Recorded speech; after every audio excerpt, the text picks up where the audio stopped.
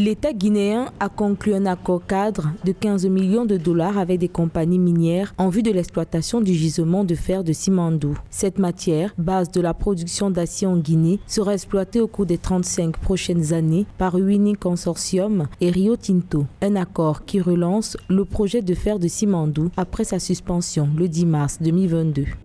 Selon la convention de base de Rio Tinto et de Winning Consortium Simandou, le chemin de fer et le port de Morebaya ne revenaient à l'État guinéen qu'après 35 ans d'utilisation. L'accord cadre actuel permet à la Guinée de disposer de ces infrastructures dès la fin de leur construction. L'État en assurera la gestion durant toute la vie des mines.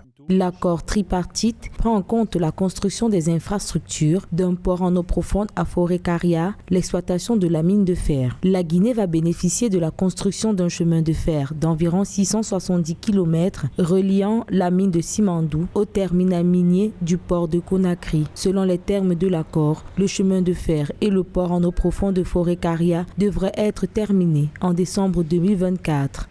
Pour la réalisation du chemin de fer Beila-Forêt-Caria et du grand port de Morebaya, la République de Guinée avait 0% conformément aux conventions de base qui liaient déjà l'État aux deux opérateurs miniers. Le nouvel accord cadre permet la création d'une coentreprise qui garantit à la République de Guinée, en plus de ses 15% du minerai, une participation gratuite au capital du chemin de fer et du port à hauteur de 15%.